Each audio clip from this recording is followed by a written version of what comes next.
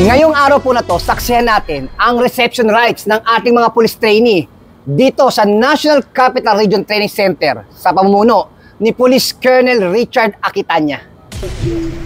Personal na sinaksihan ni National Police Training Institute Director, Police Major General Richie Medardo A. Posadas ang reception rights ng 393 police trainee ng National Capital Region Training Center sa Camp Bagong Diwa, Bicutan, Taguig City. Dinaluhan din ito ni NCRPO Regional Director Police Major General Melencio C. Nartates Jr.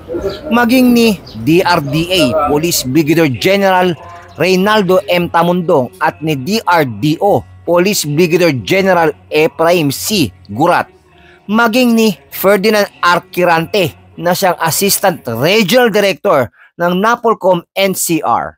Nagbigay naman ng pahayag si Police Major General Posadas patungkol sa 7 nag-resign na police trainee ng NCRTC.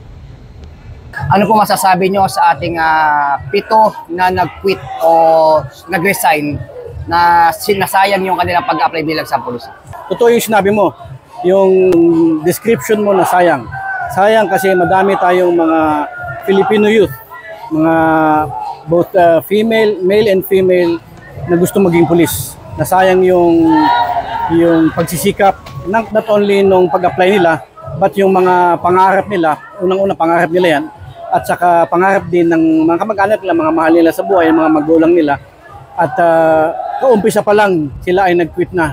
Of whatever reason, baka hindi sila masyadong interesado, hindi sinasa puso nila yung magserbisyo sa ating bayan, lalo na bilang mga miyembro ng Philippine National Police. So sir, tuloy-tuloy pa rin ating recruitment process, sir. Anong mabisa mong payo sa ating mga gusto magpulis? Sa pagdating sa training center ay mas maging matatag sila sa pagsasanay, sir. Dapat yung tinatawag nating mindset sa mind, body, and heart. Sa mind, sa katawan nila, pangangatawan, at saka sa puso nila. Alam ko, lahat naman tayo dumadaan sa mga training na ganito. And may advice natin yung mga aplikante natin, at saka yung nakapasok na mag-focus lang sila, yung binanggit, katulad ng binanggit ko speech kanina, obedience and acceptance. Karagdagan pa, pagkatapos ng reception rights, binisita din ni Police Major General Posadas ang NCRTC at nagbigay ng inspirasyon na mensahe o talk to men sa personnel ng NCRTC maging sa mga nag-i-schooling na Officers Candidate Course or OCC at sa 393 na police trainees ng NCRTC. Ipinaliwanag naman ni Chief NCRTC Police Colonel Richard M. Aquitania ang kahalagahan ng reception rights na tradisyonal na itong ginagawa sa police trainees upang sukatin ang katatagan ng kaisipan at lakas ng pangangatawan. Itong reception rights ay hudyat ang formal na pagsisimula ng training ng ating mga nakakabatang police trainees.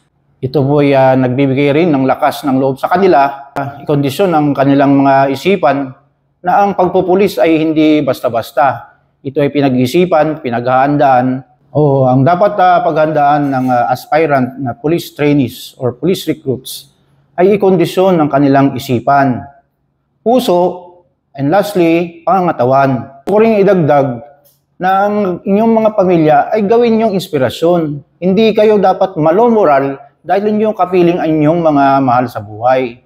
Dapat ito'y maging stepping stone o maging bato or pundasyon ng inyong pagpupursugi ang inyong mga pamilya. Dapat kasi ang training ay pansamantala lang. Ito ay nagsasabi na naghahanda pa sa inyo sa inyong harapin sa pagpupulis sa mahabang panahon. Mula po dito sa NCRPO Camp Bagong Diwa, Bicutan, Taguig City. At sa ngalan po naming Force Commander ng Regional Mobile Force Battalion ng NCRPO, Police Colonel Mario P. Malana. Ako ang inyong Police News Network Correspondent, Police Senior Master Sergeant Mauricio Bonilla Ruiz, alagad ng batas, taga-taguyod ng Balitang Pulis.